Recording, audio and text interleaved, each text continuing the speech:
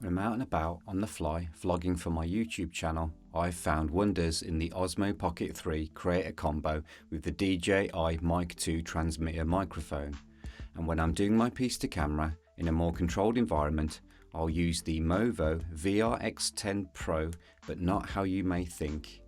Let's start by looking at the DJI Mic 2.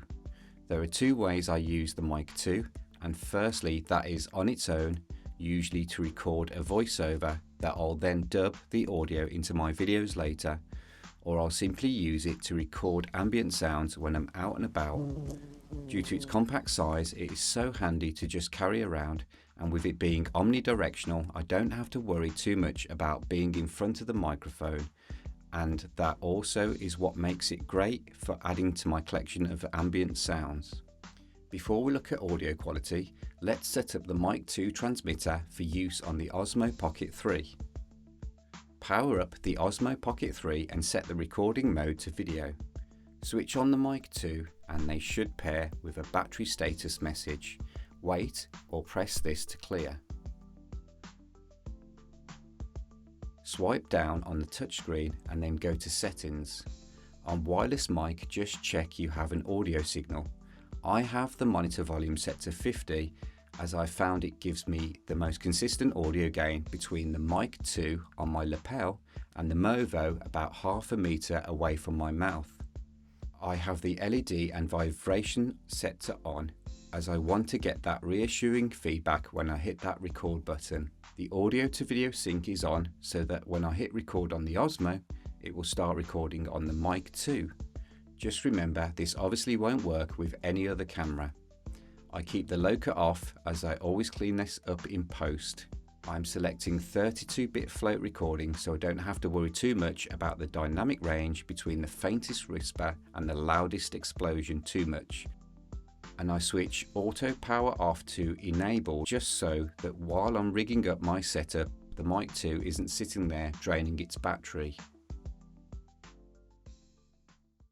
When I'm out and about in the field, the DJI Mic 2 becomes my lapel or lavalier mic, and it will sit on my clothing so that I have a discreet, fully mobile mic when filming either close to the camera, which in this case is the Osmo Pocket 3, or at some distance to the camera, just how DJI intended it to be used.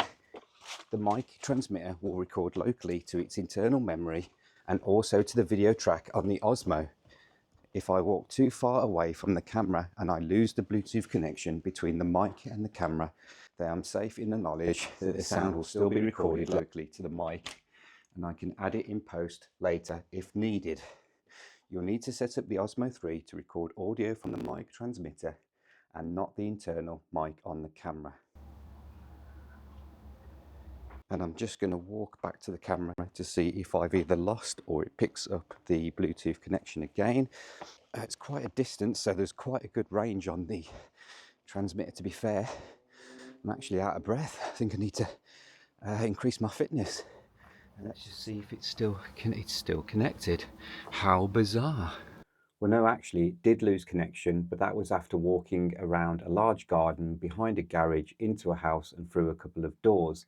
And for me, that is absolutely amazing connectivity. I don't think I would ever be in a situation where I'd walk that far away from the camera. It did reconnect as soon as I kind of came out the house and walked back up the garden, which is what you need in a wireless microphone, to be honest. And again, I had the audio backup stored locally on the microphone, which is absolutely fantastic. So I'm now wearing the DJI Mic 2 transmitter on my collar as a lapel or lavalier mic. This is without the wind muff on the top, and this is the audio quality going directly into the mic internal memory. I'm using a Sony Alpha camera here, but this recording quality will be the same when the video is embedded from the transmitter into the Osmo Pocket 3 video file. I'm now using the DJI Mic 2 transmitter on the collar like a lapel or lavalier mic with the wind muff attachment. Again, with the Mic 2 crudely attached to a tripod pole, I'm going to test without the wind muff. The quick brown fox jumped over the lazy dog. The quick brown fox jumped over the lazy dog.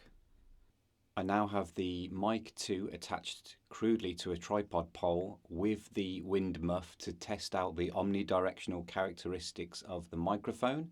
So the quick brown fox jumped over the lazy dog. The quick brown fox jumped over the lazy dog. So this is the Mic 2 connected directly to the Osmo Pocket 3, which I'm recording on now. And obviously the microphone is mono. If I wanted to get a stereo sound, I would need to get another Mic 2 transmitter, and one would become the left channel and the other would become the right channel. The audio will be recorded at the moment to the internal memory on the microphone, and it is also now being embedded into this video. If I were to walk away from the camera and lose the Bluetooth connection, the audio would still record locally on the DJI Mic 2. Let's just test that by switching off the Mic 2. And it comes up as that the transmitter has been disconnected, and this is now the audio on the Osmo Pocket 3 from its internal microphone. But if I wasn't to switch off the microphone, I was just to walk out into another part of the building and lose the Bluetooth connection, obviously I would still have a backup of the audio on the Mic 2. If you're recording on the Mic 2 initially, which we know is mono, and you switch it off or you lose connection, then the inbuilt audio will take over, but it will only take over in mono, because you obviously can't have a mono audio file just switch to stereo. It just does not work like that. So that's one thing to bear in mind. But now with the Mic 2 completely disconnected, I'm using the Osmo Pocket 3 internal audio, which has been from the outset, which should now be stereo. So if I move around again, then do we get stereo? Let's see what that sounds like. It now should be stereo. And with the Mic 2, you'll always get the audio embedded onto the video, and you'll also get the audio as a separate file, nicely sitting on the internal memory on the microphone. This is a test to see if the backup audio is always from the Osmo Pocket 3 internal microphone, and I can do that by lowering my voice and speaking directly into the microphone. This is a test to see if the backup audio is always from the Osmo Pocket 3 internal microphone, and I can do that by lowering my voice and speaking directly into the microphone. Now let's look at the Movo VXR10-Pro. Before I invested in the Pocket 3 Creator Combo, I had a Movo VXR10-Pro connected to a Sony Alpha camera, which was great as the Sony Alpha is a fantastic all-round camera, and for me the choices of lenses, filters and depth of field is what I need when shooting this kind of talking head footage. I still use it to this day. And this is what the audio quality sounds like with the Movo Mic attached directly to the Sony Alpha camera. The VXR10-Pro is a cardioid microphone with a heart-shaped Polaroid pattern that is sensitive to sound in front and rejects sound from behind, just what you need when doing your piece to camera. But herein lies the twist. I have the Movo Mic connected to the Mic 2. Yes, that's right, I have the Movo recording sound directly to the Mic 2 and the Pocket 3 using the Mic 2 as a transmitter. See, the DJI Mic 2 has a microphone input. It's here at the top. If I connect the Movo to the Mic 2 with the TRS cable, in actual fact, the cable that came with the Movo, what you're listening to is the audio from the Movo. The added flexibility of this means that I can either do a piece to camera and have a separate audio track, do a piece to camera other than the Pocket 3 and dub the audio from the Mic 2 onto the footage. Also, I can use either the Mic 2 microphone if I want to capture slightly more of the ambient sounds or environment, or use the Movo if I want to isolate a specific sound or focus more on my vocals. If you are using the Mic 2 for sound recording on any other camera other than the Osmo 3, you'll obviously have to remember to hit that record button on the DJI Mic 2 transmitter. Let's just look at the VXR10-Pro. So this is to test the cardioid pattern of the Movo microphone with the foam attachment on. The quick brown fox jumps over the lazy dog, and the quick brown fox jumps over the lazy dog, and the quick brown fox jumps over the lazy dog. The quick brown fox jumps over the lazy dog. The quick brown fox jumps over the lazy dog. The quick brown fox jumps over the lazy dog.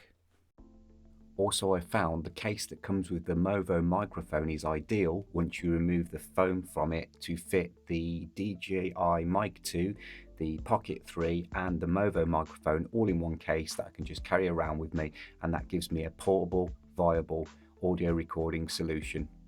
Another handy tip, and you'll only ever do this once if you accidentally plug the microphone cable into the headphone jack, is to cut the end off a old mobile phone headphones. We've all got a pair of mobile phone headphones lying around, and stick the jack that you cut off into the headphones jack on the Movo mic, and that way you won't accidentally plug the microphone cable into the wrong hole. Again, as a belt and braces approach, I know that you get little labels on the cables to say which end to plug into the microphone and the camera, but just in case these come off, I've actually put a little bit of orange electrical tape on mine just for belt and braces approach.